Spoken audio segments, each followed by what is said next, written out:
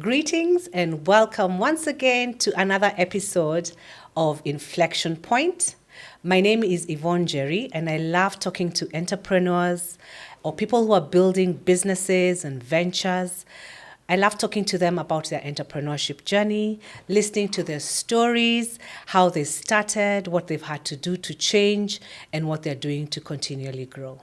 And today I'm so excited to have Mkamboi here with me today.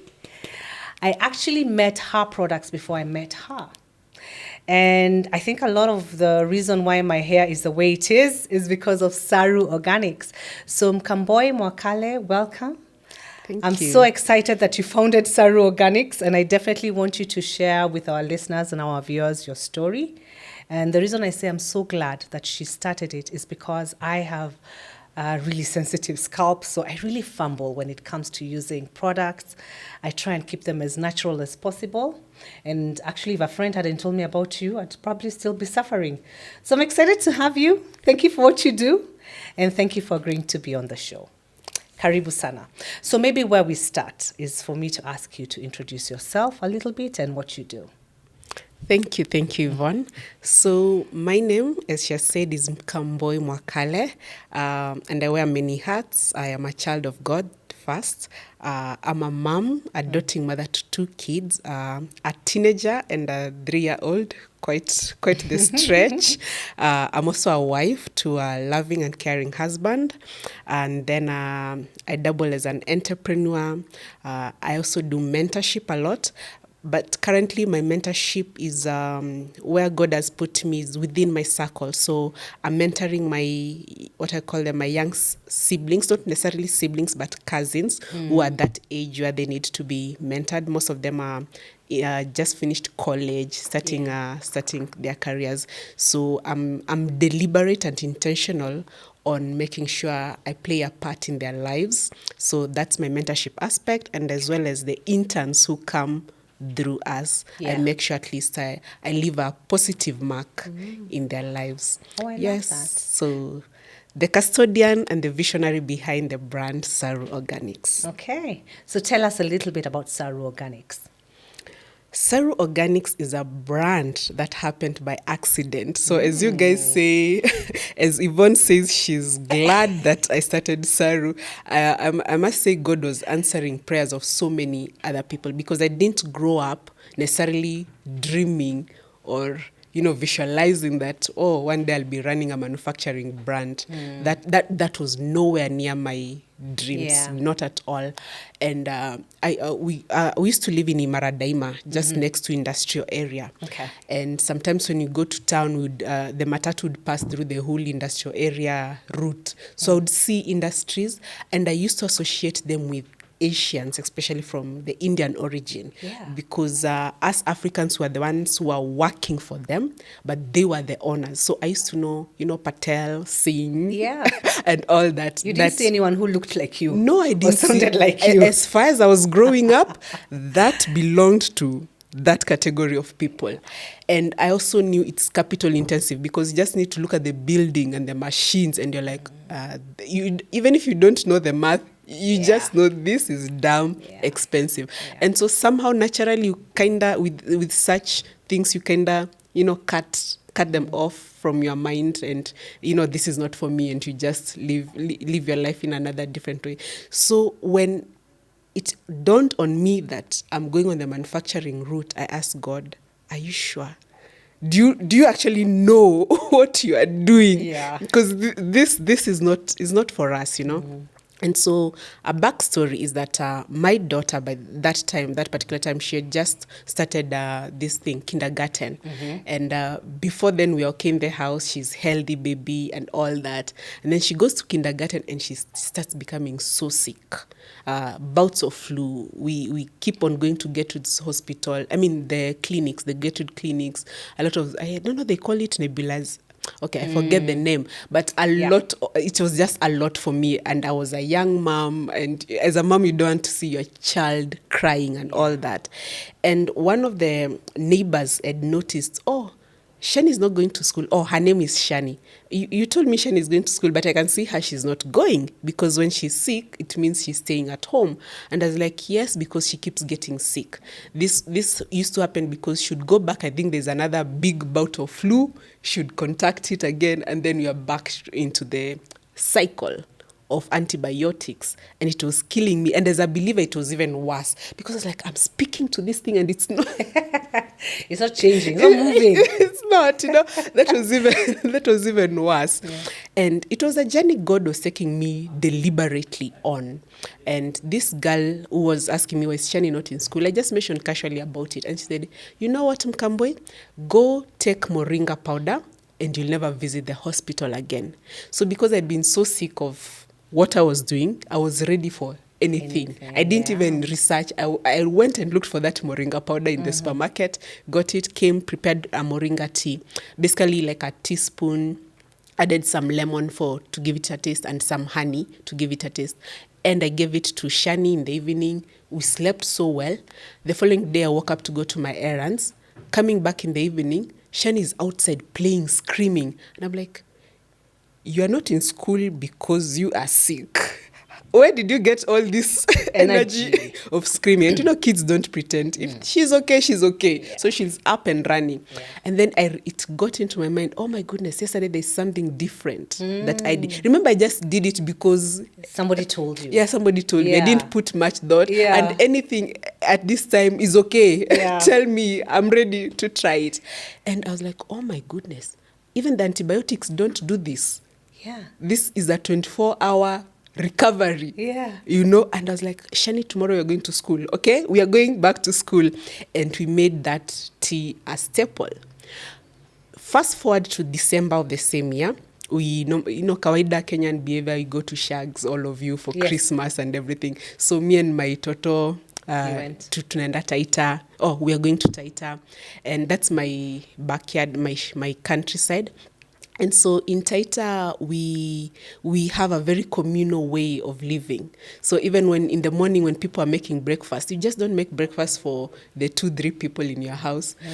You have those big kettles that they actually put under a fire that is never dying. Yeah. There are firewood that are always keeping it hot. Yeah. Because anyone can walk in and they will sit, I assure you. They're not just walking in like passing by.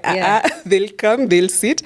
And my mom are courteous enough, or rather everybody in that community is courteous enough to serve some tea. Yeah. And if you have more like cassava or sweet potato, whatever it is, you also... Whatever you have, you share. You share. Mm-hmm. It's normal. Yeah.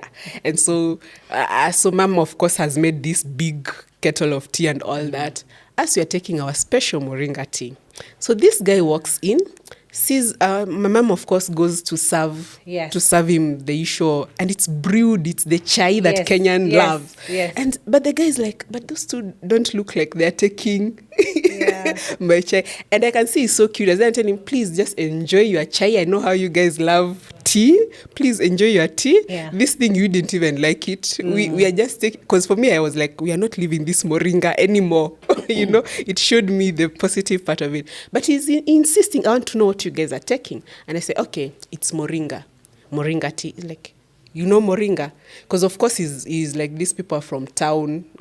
There's that mentality, you don't know stuff. Mm-hmm. Then I'm like, yes, I bought it from the supermarket. Actually, that's the much I knew. That I bought it from supermarket, and it's helping my kid. It's basically boosted her immunity. Yeah, that's the much I knew. So why was he asking you about exactly? And the fact that he saw I know it, it was like, how can this chick know about moringa? She comes here barely 2-3 days, she's gone. How did she know it? And then she's like, in this compound, can you point for me a moringa tree? That's when I was like, oh my God. And you're trying to look and you're like, is there a moringa tree in this compound? And I was like, I'm sorry, and I do not know anything about it. Mm-hmm. Like, I humbled myself to listen to him, because I realized the tables have turned. I'm not the one anymore leading this conversation. And so he points just at the window, like, that's a moringa tree. And he goes like, how much did you buy this jar? Because it was the powder. I think it was around 400 shillings. I was like, 400 shillings. And it was 100 grams, quite small. And I was like, okay, that's the moringa. You just take the leaves, you dry them, then you crush them, you get the powder, and you enjoy your tea. And I was feeling so stupid. I was feeling like, really? All that way? Just in the backyard? And my curiosity began from there. And the guy was telling me how much they've planted it, but they're not assessing the market. They're being exploited by middlemen. So he's arousing my curiosity. He's telling me the pain points they go as a moringa farmer. And I was like, this is not even right for such a gold product, because I was a testimony. My child was a whole testimony of what moringa can do. So I was coming back, I was asking, Lord, what is this game you're playing with me? Like, really, really, really? You could have cured this child without all this drama you bringing into my life. And now there's a farmer who is telling me how they've planted it and they can't access the market. Like, what are you doing to me? So that question around accessing the market is what started you on this journey. Yes. So what did you do next? I started praying. Okay. Because I knew it was not an accident. I knew all this drama. It was not coincidence. It was not a coincidence. Okay. God is cooking up something. Okay. And I started praying. I went into a fasting mode and praying, and personally God speaks to me through dreams. And I could see these black bottles in a in what looked like a supermarket shelf. And the black bottles, actually, it was such a dramatic way how I designed Saru brand. Yes. But because I'm not a designer, and you can imagine me forcing the designer to do what is in your head, in your mind. Exactly. So every night I could see these bottles, and yet I'm not connecting. Yeah. But this dream, it keeps recurring. So eventually I decided, let me write what I'm seeing. So I'm drawing, I can see it's black. And the more I wrote, the more now the dreams were becoming clearer. I think God saw, okay, now she's interested. Let's go a step further. So the first thing I saw is a shampoo. And I'm like, okay, so the black bottles were a shampoo product. So I'm writing that down on a lot. There's a shampoo, it's in a black bottle and all that. And so the more I got interested, the more God kept on downloading it for me. And so eventually I told God, now, I'm not a chemist person. We did some chemistry, of course, but not to this level. How on earth am I bringing a shampoo on the, and don't forget the Indian thing in my mind. Those are the people with everything, with the knowledge, with the resources and all that. And so, God says, he'll transform your mind and the way you're thinking and all that. And so I had to come to a place of believing, you know what, you're a child of God. He has already qualified me. I'm not waiting for the world to qualify me. And this is his work. And he will perfect it. He's going to do it, and he's going to do an amazing job. I just need to trust that, And so I went on to LinkedIn and started doing what you call a search button. I would go like chemical engineers in Kenya, and several names would come up, and I'd be like, Holy Spirit, tell me whom I should work with. And I believe me, that's how I did it. That's amazing. So I felt pulled towards a certain gentleman called Dennis, and inetangwa a friend request or something. Connect. Yeah, I did connect button, and immediately when Dennis accepted my request, I was in his inbox. Oh wow! Because I was confident I'm being led, and I was like, "Hello, Dennis. My name is this, and I'm working on." I'm working. Yes. I'm working on this product. But you were working on it. I'm working on this product. And I'd like, if you can spare some time, if you could meet somewhere, I just like to see how you can help me. Like, I blurted it out. I don't even know where I got that courage. It needs to come back. But I know that was Holy Spirit. doing that for me. And interestingly, Dennis was like, okay, fine, tell me the day and when we can meet. I want to see these products that you've been making. Of course, I have no products that I've been making, but they're in my head. They're quite there. And so I met Dennis. I told him about the dream that I'm having. And I told him, one thing I know, God is showing me a lot of earthy plants. Like, remember, I was being downloaded more. So there's a lot of earthy plants, and those earthy plants must be the ingredients. So whatever we are going to do cannot have those conventional ingredients that are not earthy. I'm being led to something that is very... So you were actually being led towards sustainability and organic things. Exactly, because I would see myself As a in this solution. garden and Yes. these things I'm picking and they're looking fresh and Yes. all that. There was rosemary, there's lemongrass, there's Yes. all that. And I gave that, like I was downloading the vision to him. I was like, we have to work it that way. They have So seen you and it. Dennis created this thing. Yes, me and Dennis created this thing. Yeah. Okay. We created this I like thing. the lemongrass products. Oh, I must thank you, say. thank you, Because they thank smell you. really good and they actually work really well. Awesome, and I was saying like awesome. the mousse doesn't harden the hair. Yeah, that's a whole story about mousse. Yeah. The mousse is, we're actually the first Kenyan brand, and I'm really grateful for that. To make a mousse, Yes. the most hair mousses, mousse? they're actually from foreign brands. Yeah. And secondly, also the first brand to make it naturally. Why it does not dry your hair, giving you that crunchy feeling, is because we had to work so hard in making sure it doesn't give that crunchy effect. Yeah. Because as I was doing my R&D, that's what I was getting from the customers, the people who are using it. I was going to salons and I would find a customer using the mousse and I would just chat very casually, why do you like this mousse? What does it do for you? Yeah. And they'd say, yes, I love the curls. I love how it has made my whatever. Yeah. And then they would be like, but there's Yeah. this crunchy thing, there's this hardening thing that I don't like. And I got that from several customers who are, constant users. And I knew if I would break in this market, this is the pain point that I need to solve.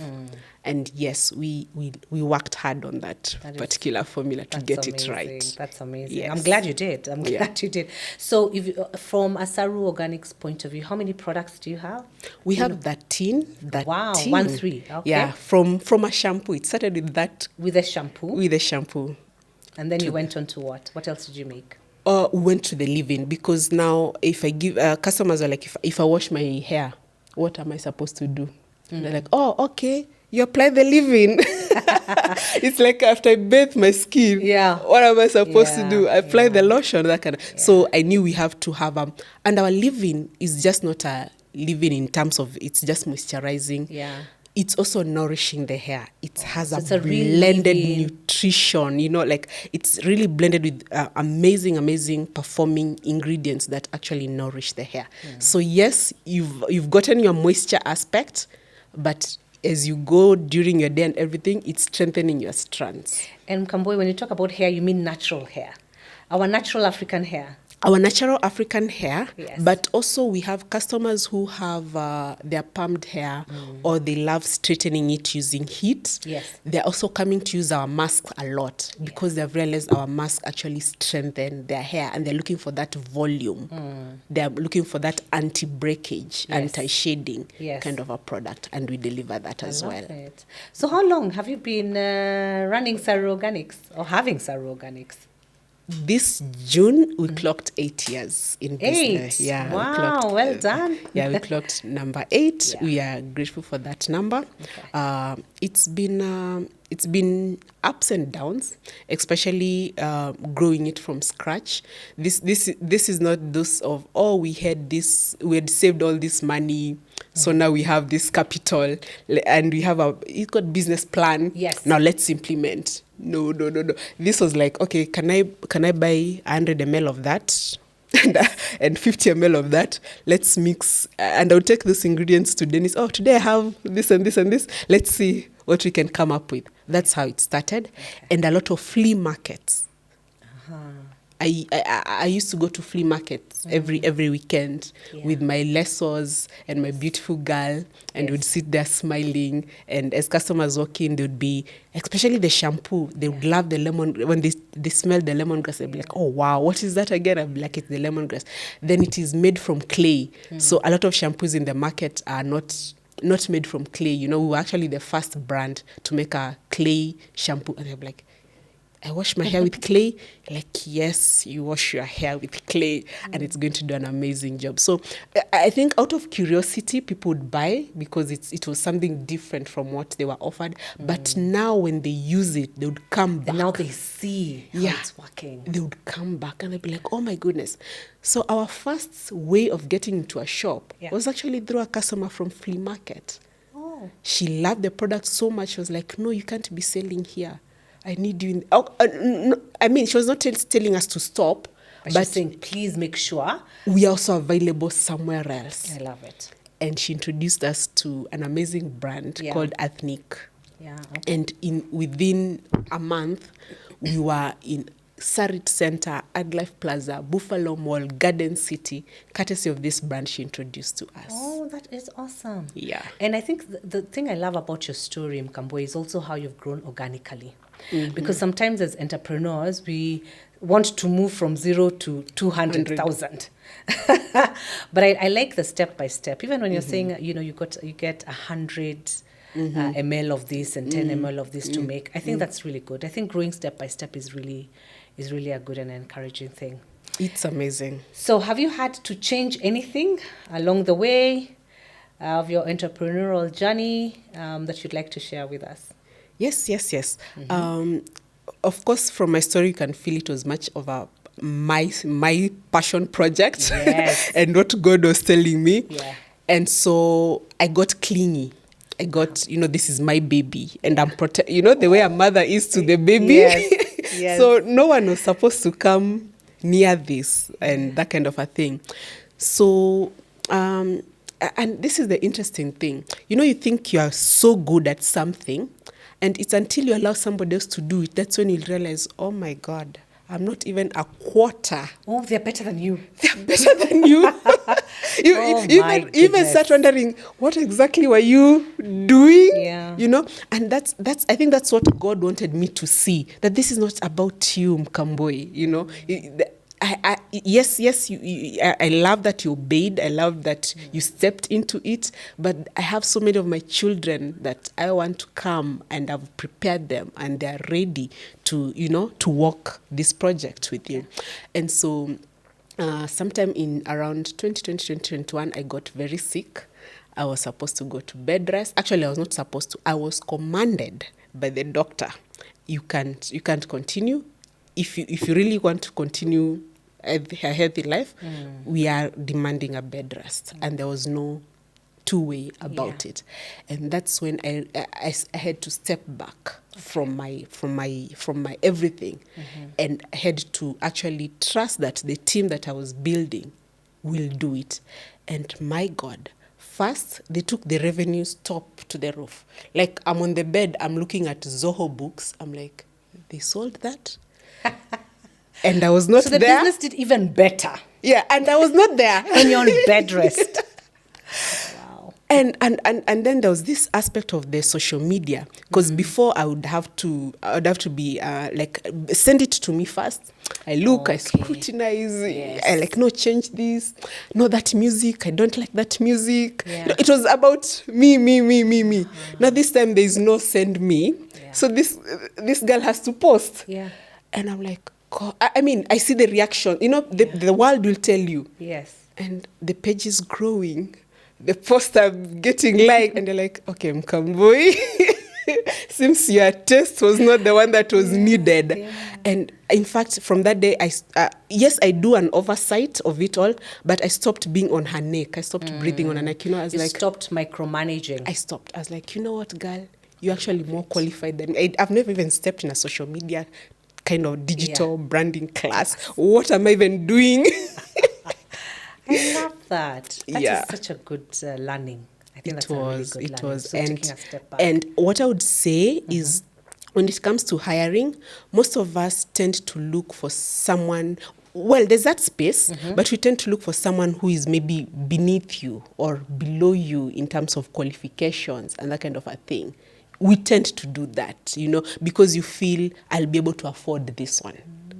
You look at the revenue that's coming in, it's like, oh, this one is too qualified, too experienced, that kind of a thing. But that's the wrong way of doing it. Actually hire that person who is way better than you, who is actually going to teach you. But how will you afford them if you're running a small business? Exactly. Just talk to them. There's always a way. Whether it's bonus points, whether it's, we make this amount, there's bonus, there's this kind of share. Just talk to them. I have one of the best administrators, like the kind of work she does, I cannot do. Okay. My social media person, the other day, she was on the street convincing cops to do a promo with them. And I was like, how did you even do that? Wow. Yeah. Amazing. Yeah. So you So have a hire good the team. best. Hire the best. Hire the best. There's always a solution. I There's love that. always somewhere you guys can come, whether it's harsh ones, are flexible hours, working from home, and all that. Yeah, as long as she can deliver, Yeah. do it, and you have the best team. I love that. Okay, I think that's been a really great conversation. Thank you. Any other tip that you'd like to leave our listeners or viewers with? Anyone who's thinking of starting their own organic hair care business or something like that, or any business at all? Anything that you could share with them? Yes. You've got to believe in what you're doing, and that's well, the word will validate you when the sales come through. Yeah. But they'll take time to come to that aspect of believing. The first day, you'll probably, I think we sold like 2 shampoos, and I had to walk back with my carton to the house. Now, assume I went and sat down. I was like, oh my goodness, my 10K is here. It has not yet brought back the money. I need another money to do another production. No. I had to believe that he who started that good work in me, he's faithful enough. So if you believe in yourself, that you've got this, and that you've actually solving a real problem. Yeah, you have to start with you're solving a real problem. You're going to do it. So believe. It's got to be here first before you tell the world. I love it. That's awesome. Thank you so much, Mkamboi. Thank you, This has been such a great and interesting conversation, even for me. I think I'd say the 2 key points that I've picked up is number 1, I love what you said about passion and believing in yourself. And then number 2, ask for help and let go. Let people support you to grow your dream and to grow your vision. Exactly. I think those are really good things. And I know a lot of entrepreneurs struggle, especially with the letting go piece. Yeah. So much. Yeah. So thank you so much. Thank you for coming to our show. And may God bless you and bless your business. You have to continue. Thank you. There's no option. Some of us and our stocks depend on you. Thank you. And our hair. So thank you. Thank you for that. Thank you so much. And if you're a Saru fan, I'm really blessed to serve you. I'm really honored. And let's grow in this journey. Yeah. We are on the journey of making it a Pan-African brand. Oh, I love it. Yeah. I love. I'm so passionate about Africa. And so we'll share actually the link for your website below on this podcast so that anyone who wants to try out Saru Organics can. Awesome. Thank you so much, Mkamboi. Thank you, dear.